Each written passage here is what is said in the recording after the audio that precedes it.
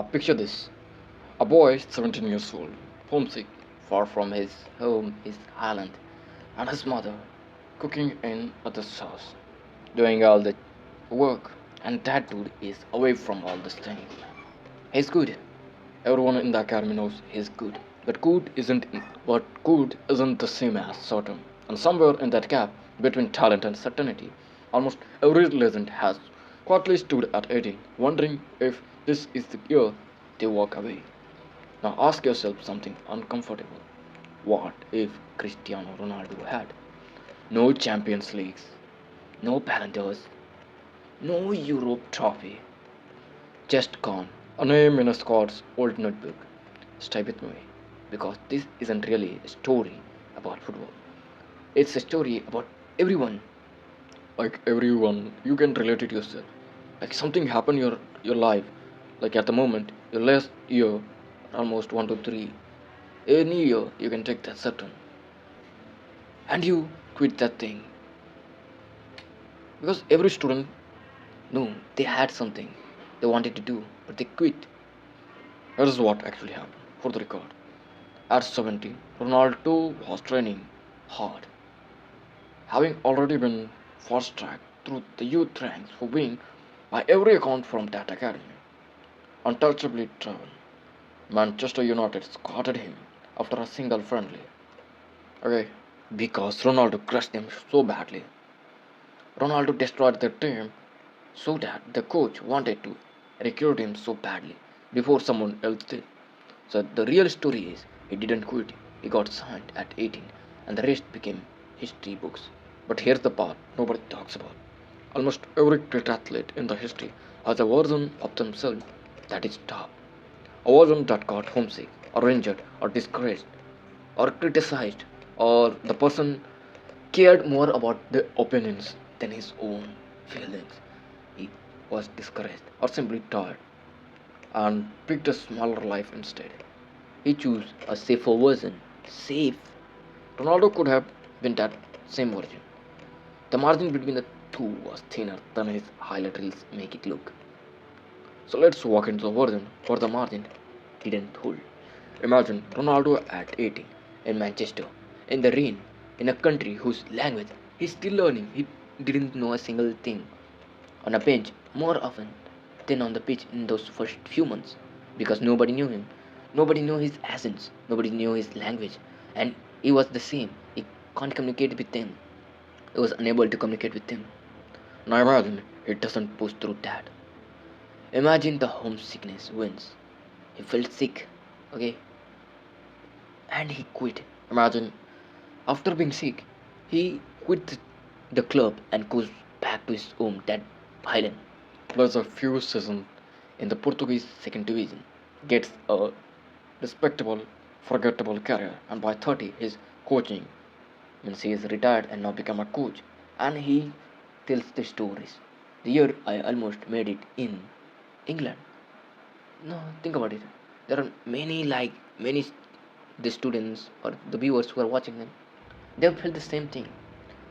Like they have quit and they are telling their regrettable stories. Like I almost make it. Almost made it, but one mistake that I did and now I regret it. So instead of regret, do the work. Do the choose the hard. Choose the hard thing, not the comfortable things. No transfer to Real Madrid. No 9 trophies in Spain. No move to Juventus at 32 to prove that he could still dominate a new league in his 30s. No transfer to Al Nassr to write his legacy that after 40 years old he could score 1000 goals. Just he would just imagine himself and tell these stories. There are many students they will relate it because somehow in this life, in this going age, you have given up something that you were really good at, and now you regret it and tell the stories about that. I was in under 14, under 16, under 18. I played very nicely. I was almost selected, but my father told me to choose studies over these things, so I had to quit. Now think about Ronaldo. He would have no trophy lifting moments like he in 2016. He lifted the European Championship trophy for Portugal, a trophy the country had never won. While injured, unable to play the final, he was instructing the players from sidelines because he refused to just sit and watch because he wanted to be the part of that. Raise all of that thing. Not because the talent wasn't there, because the decision wasn't there. He was talented, but that decision, one decision, that's the part that should scare you a little. Now think about it. When Ronaldo has his heart surgery, so instead of practicing, he goes on recuperating. He goes on recovering. He wants to be fully healed. He waits for another year, another 2 years, 3 years. Just like, oh no, my heart still hurts. I'm gonna rest for 3 years. Then I will come back. And again, another year. This same goes for you. You procrastinate on doing things. Like you want to be healthy. You want six pack app. You want an aesthetic physique, but you delay the things. Like not again next week, next day, tomorrow, and that tomorrow, that next day, that next week, that never comes. You want to study, you wanted to be good, you want to be a student, but you don't study. You like, I have 6 months, I have 3 months, I have 90 days, I have 45 days, I have 30 days, I have 1 week. You keep on delaying things longer and longer, but you have to choose one thing. Because if you set a deadline, like I will do this in 30 days, if you make a decision, that's half of it. That's the done thing. And if you just begin the part, because beginning is the worst situation, that's the worst your mind can do. But if your beginning is done, like if you have started a tiny part, a small portion, like 0.01%, like if you want to be fit, like if you want to lose weight, you just start on walking every day for 10 minutes, and then you slowly improve that by running 10 minutes. You keep on improving things later on, like running, balancing your diet. But most people do the opposite. Like they delay on doing things. Like I have school, I have job, I have something to do, I have college. I don't have time. But they have time to doom scroll, to watch movies, to scroll. They have infinite time for that. But you don't have a tiny, a 10 minute, a 15 minute for your health. And later they fall ill. Their immunity is shit. But what do they?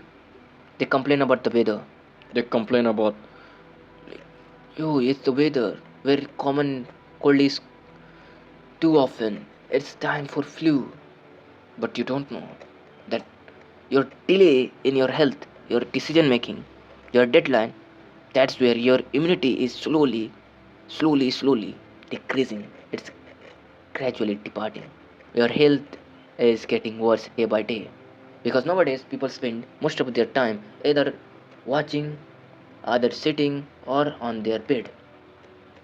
They forgot that this is a body, it's a human body. It needs to move, it needs some movement to act properly. It needs immunity to fight diseases.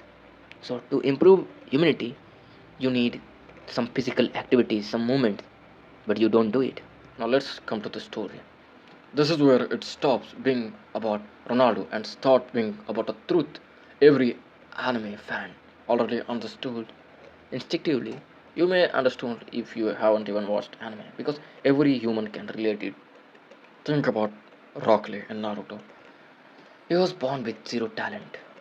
Okay, in a world where talent is everything, every sensible part told him to quit. Like, you can't do anything, you don't know a jutsu. So just act like a cripple and do the work a common human will do. That was the most comfortable thing for him to do, but he chose a harder path. Not because he was granted greatness, because he decided at his own will that his road to the victory, the version he wanted to keep himself. Like he doesn't want to be ashamed of himself. He doesn't want to hate himself. He wanted to be a person that he himself would like. He kept training. He was training to become worthy of himself, even without a guarantee. Now think about it. You are a means if you are a boy, think about you have become a girl and you have to marry yourself. Will you accept yourself or shamelessly reject yourself. Think about it. Will you feel ashamed of your body, your current situation? Like, think about it. Now I'm a boy, or if I go on a, there is my friend. He doesn't do anything. He just keeps scrolling, and he watches everything new, but nothing to learn. You watch a motivation video, one to a motivational videos, then something new movies, new web series, new animes. He search for everything, novels, everything, every shit he can find. He watches. He watches to escape the reality. He wanted to go to that imaginary things. Like, he read anything, but not the thing that will eventually help in his real life. He doesn't even know a skill. He sits in his place or either laid on his bed and keeps watching, watching, watching. He sits, eat, watches, repeat. If you are a girl, would you date him or reject him? This is the situation for nowadays, like every man. And even to release this tension, to gain more dopamine, they don't do any physical labor, like don't do any movement, not to learn anything new, not to learn a skill, not to earn, not to play a sport, but they do simply opposite.